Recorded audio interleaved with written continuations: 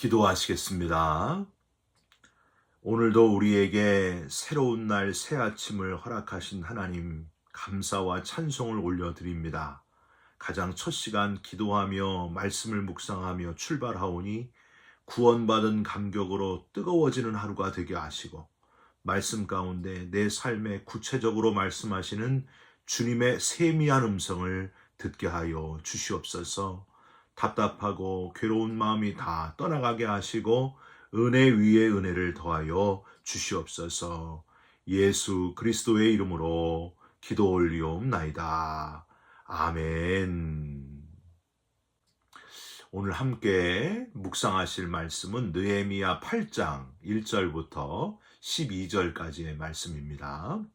이스라엘 자손이 자기들의 성읍에 거주하였더니 일곱째 달에 이르러 모든 백성이 일제히 수문 앞 광장에 모여 학사 에스라에게 여호와께서 이스라엘에게 명령하신 모세의 율법책을 가져오기를 청하매 일곱째 달 초하루에 제사장 에스라가 율법책을 가지고 회중 앞 곧 남자나 여자나 알아들을 만한 모든 사람 앞에 이르러 수문 앞 광장에서 새벽부터 정오까지 남자나 여자나 알아들을 만한 모든 사람 앞에서 읽음에 뭇 백성이 그 율법책에 귀를 기울였는데 그때에 학사 에스라가 특별히 지은 나무 강단에 서고 그의 곁 오른쪽에 선자는 마띠다와 스마와 아나야와 우리야와 힐기야와 마아세야요 그의 왼쪽에 선자는 부다야와 미사엘과 말기야와 하숨과 하스바다나와 스가랴와 무술람이라. 에스라가 모든 백성 위에 서서 그들 목전에 책을 펴니 책을 펼 때에 모든 백성이 일어서니라. 에스라가 위대하신 하나님 여호와를 송축하매 모든 백성이 손을 들고 아멘 아멘 하고 응답하고 몸을 굽혀 얼굴을 땅에 대고 여호와께 경배하니라. 예수아와 바니와 세레비아와 야민과 악굽과 사부대와 호디야와 마아세야와 그리다와 아사랴와 요사밧과 하난과 블라야와 레위 사람들은 백성이 제자리에 서 있는 동안 그들에게 율법을 깨닫게 하였는데 하나님의 율법책을 낭독하고 그 뜻을 해석하여 백성에게 그 낭독하는 것을 다 깨닫게 하니 백성이 율법의 말씀을 듣고 다 우는지라.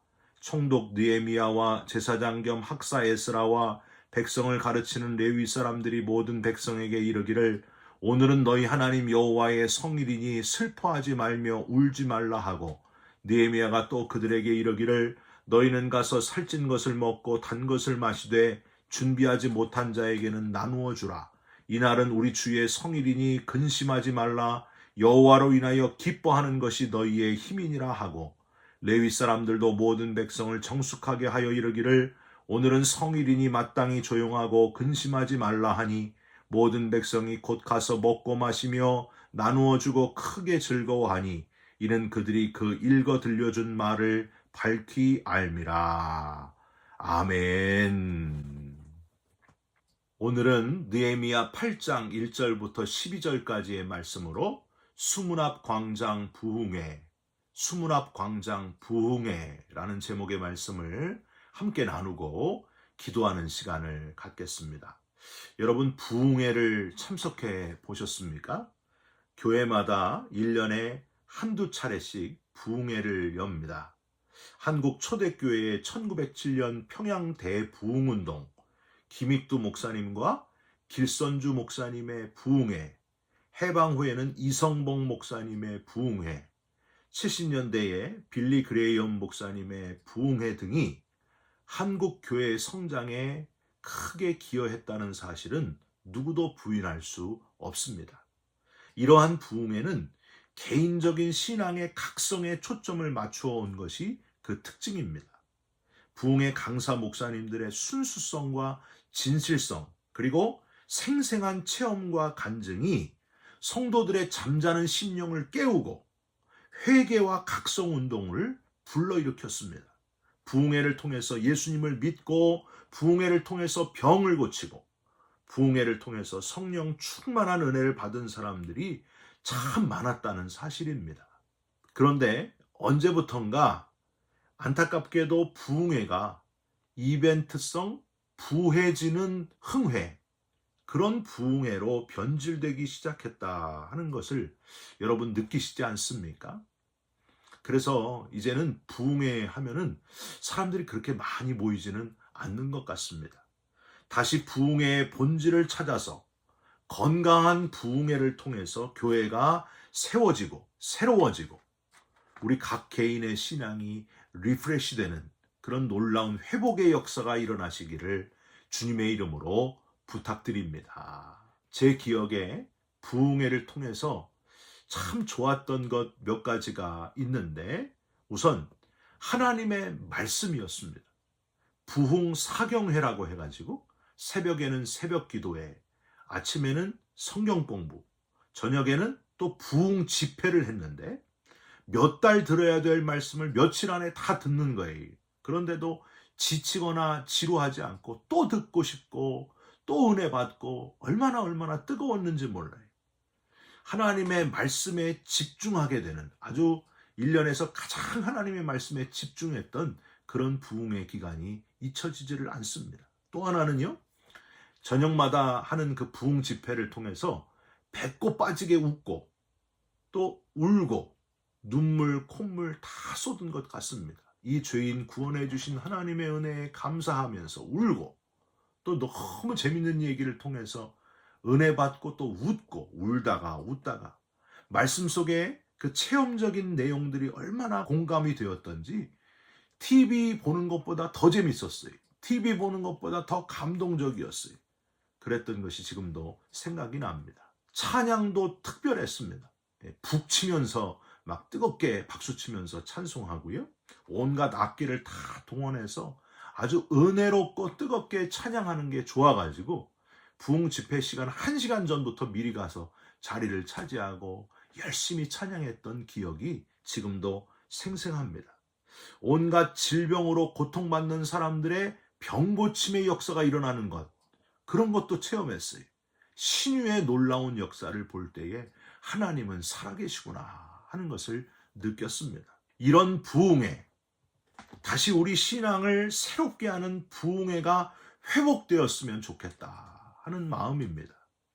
저와 여러분 속에 잃어버린 부흥회의 열정이 되살아나시고 우리 신앙이 다시 뜨거워지는 회복의 역사가 일어나시기를 주님의 이름으로 부탁드립니다. 어제까지 우리는요, 느헤미야와 백성들이 52일 만에 성벽 공사를 완공하고 그 안에 들어갈 사람들, 예루살렘 성 안으로 이주할 사람들의 명단과 특징들을 살펴보았습니다. 오늘 본문은 이제 외벽 공사도 다 끝내고 안에 들어갈 사람들도 다 이주시키고 드디어 뭘 했을까요? 영적인 각성 운동을 한 이야기가 오늘 본문에 나와 있습니다. 1절 한번 보세요. 이스라엘 자손이 자기들의 성읍에 거주하였더니 7째 달에 이르러 모든 백성이 일제히 수문 앞 광장에 모여 학사 에스라에게 여호와께서 이스라엘에게 명령하신 모세의 율법을 가져오기를 청하매, 하나님의 말씀이 얼마나 중요했던지, 하나님의 성막 안에, 특별히 지성소 안에 뭐가 있어요? 하나님의 언약궤, 그 안에 들어있었던 게 바로 하나님의 말씀 10계명 아닙니까? 하나님 말씀이 이스라엘 백성들의 중심이었습니다. 온 세상을 하나님이 말씀으로 지었고요. 하나님의 말씀이 민족의 정신적 기초임을 깨달은 백성들이 학사 에스라를 초청해서 율법책을 가져오게 합니다. 특별한 거는요, 여기 본문에 보시면 모든 사람들이 남녀노소를 다 불구하고 모두 다 모였다. 이게 특별합니다. 2절을 한번 보세요. 7째 달 초하루에 제사장 에스라가 율법책을 가지고 회중 앞 곧 남자나 여자나 알아들을 만한 모든 사람 앞에 이르러. 사랑하는 성도 여러분, 하나님의 말씀을 듣지 않아도 되는 사람은 한 사람도 없어요. 다 들어야 된다는 거예요. 모든 백성이 다 함께 들어야 된다고 하는 겁니다. 모든 이들이 한 명도 빠짐없이 다 모여 3절 한번 보세요. 수문 앞 광장, 즉 예루살렘 성전 동편, 그 문 앞에 광장, 해가 뜨는 곳이죠. 모든 것의 시작의 장소입니다. 모든 것의 시작이 뭐라고 하는 거예요? 하나님이시라는 거예요. 알파와 오메가 되시는 하나님, 그 하나님 앞에 집중하면서 지금 모여 있는 겁니다. 수문 앞 광장에서 새벽부터 정오까지, 즉 해 뜰 때부터 한 거의 6시간 동안 남자나 여자나 알아들을 만한 모든 사람 앞에서 하나님의 율법책을 읽음에 뭇 백성이 그 율법책에 귀를 기울였는데, 다시 한번 남자나 여자나 알아들을 만한 모든 사람이 모였다. 이걸 강조하는 거죠. 하나님 앞에 서지 않아도 되는 사람은 없다 하는 강조의 표현을 또 하고 있어요. 마지막 부분, 뭇 백성이 그 율법책에 귀를 기울였는데, 이게 히브리어 원어로는요, 뭇 백성이가 주어가 아닙니다. 귀가 주어예요. 귀를 이라고 되어 있지만 원래는 귀가 이렇게 해석을 해야 돼요. 귀가 주어고 귀가 하나님의 말씀에 달라붙어 있다. 이렇게 해야 직역이고 정확한 표현입니다. 여러분, 이게 무슨 표현일까요? 귀가 하나님의 말씀에 달라붙어 있다? 이 유대 사람들, 이스라엘 백성들은요, 이 표현이 뭔지를 알아요. 하나님의 말씀에 귀가 완전히 붙을 정도로 하나님 말씀에 집중했다. 바로 그 표현입니다. 얼마나 하나님의 말씀에 온 백성들이 집중했는가 하는 걸 우리는 여기서 알 수 있습니다. 사랑하는 성도 여러분, 부흥회, 그 부흥회의 회복은 바로 하나님의 말씀의 회복인데, 하나님의 말씀의 회복은 우리가 온 마음과 정신을 하나님의 말씀에 집중할 때 일어난다 하는 사실을 기억하시기 바랍니다. 귀가 하나님 말씀에 붙을 정도로 하나님 말씀에 집중하게 될 때에 참 부흥의 놀라운 역사가 회복된다고 하는 거예요. 여러분, 웨슬리 목사님이 언제 회심했어요? 1738년 5월 24일 8시 45분 올더 스케이트에서 회심했잖아요. 어떻게 회심이 된 거예요?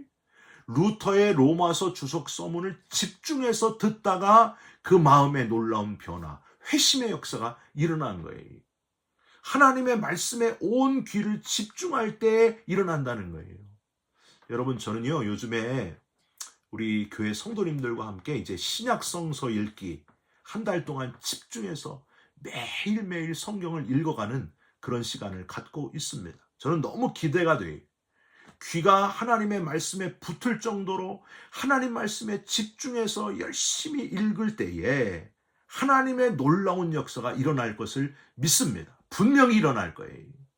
부흥회의 가장 중요한 것은 바로 하나님의 말씀이라고 하는 사실, 말씀에 집중하시면서 다시 놀라운 부흥회의 회복의 역사가 일어나시기를 주님의 이름으로 부탁드립니다. 두 번째로, 하나님 앞에 엎드려 하나님을 경배할 때 놀라운 부흥의 역사가 일어났다 하는 사실을 기억하시기 바랍니다. 하나님의 말씀에 집중하다 보면 하나님의 말씀이 그냥 기록된 경전이 아니라 지금도 살아 역사하시는 하나님이시다 하는 것을 깨달을 수 있습니다. 만물을 지으시고 역사를 주관하시는 왕 중의 왕이 지금 여기 계셔서 말씀을 통해서 살아 움직이신다는 거예요. 우리가 어떻게 해야 됩니까? 두 가지를 해야 돼요. 왕 중의 왕 되시는 하나님 앞에서, 살아 움직이시는 하나님 앞에서 5절 한번 보세요.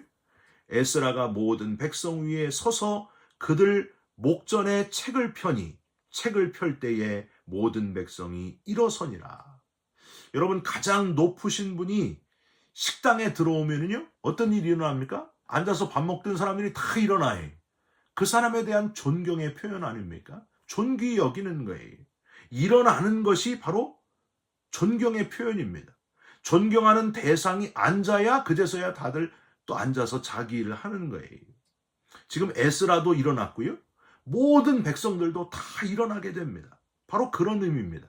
하나님의 말씀이 읽어질 때에 가장 존귀 여김받아 마땅하신 하나님이 말씀하시는데 어떻게 가만히 앉아서 들을 수 있겠습니까?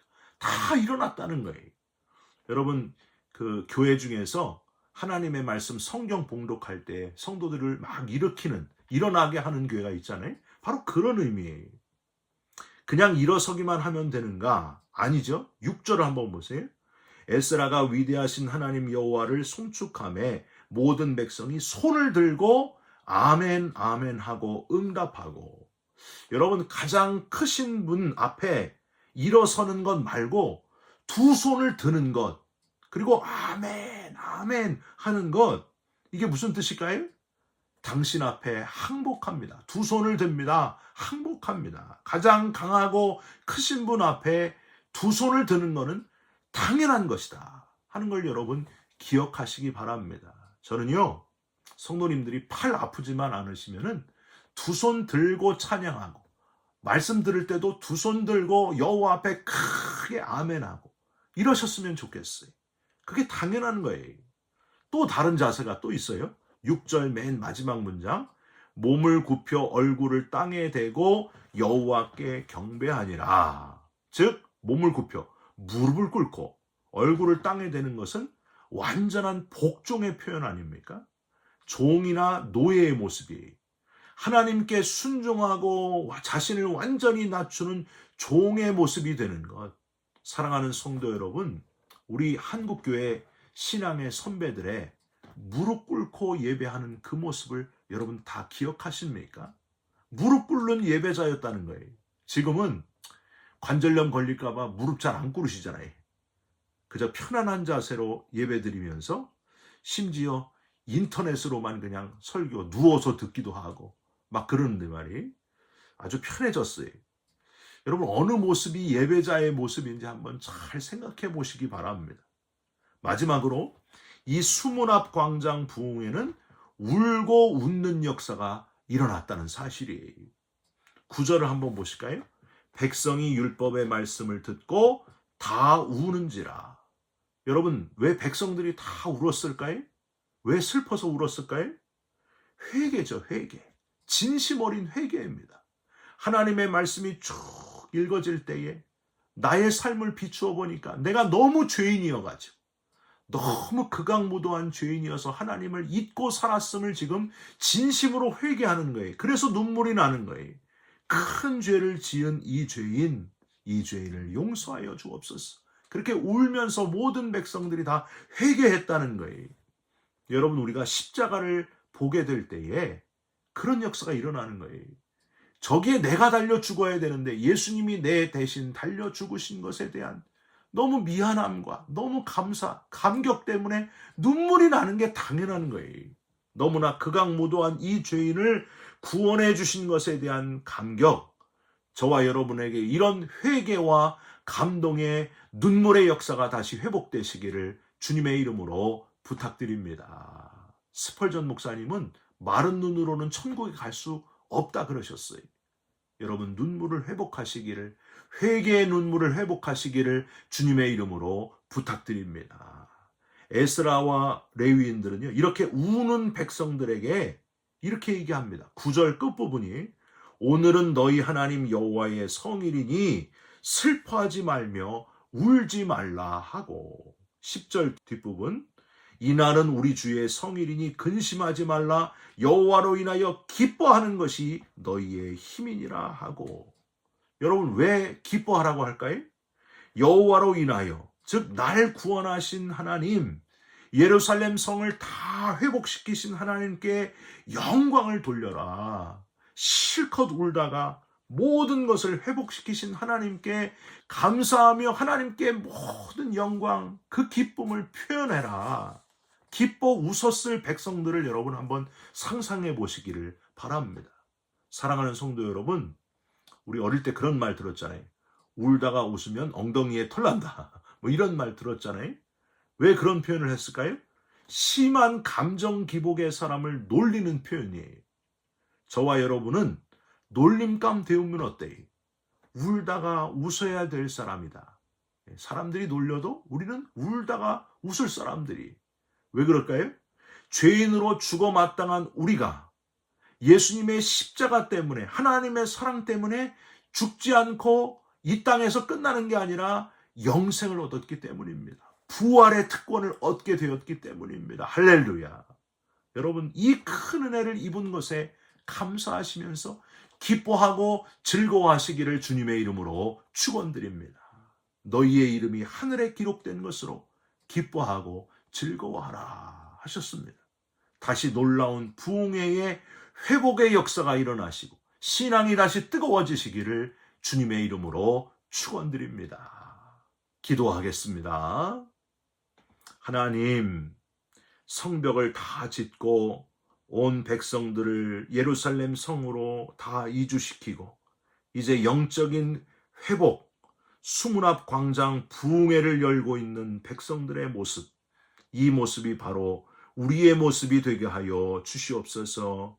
모두 함께 모여 시간 가는 줄 모르고 예배하는 자가 되게 하시고 일어나 손을 들고 엎드려 경배하는 자가 되게 하시며 너무 감격해서 울고 너무 기뻐서 다시 웃는 그리스도인들이 되게 하여 주시옵소서.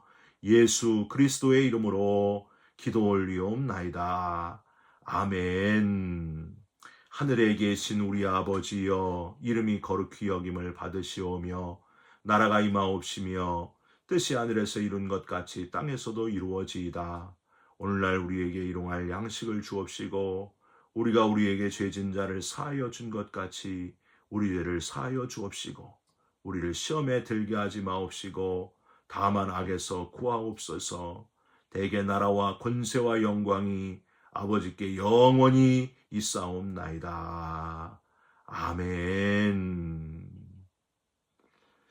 사랑하는 성도 여러분, 다시 부흥회의 회복의 역사가 일어나시기를 주님의 이름으로 부탁드립니다. 여러분 사랑합니다. 여러분 축복합니다. 감사합니다.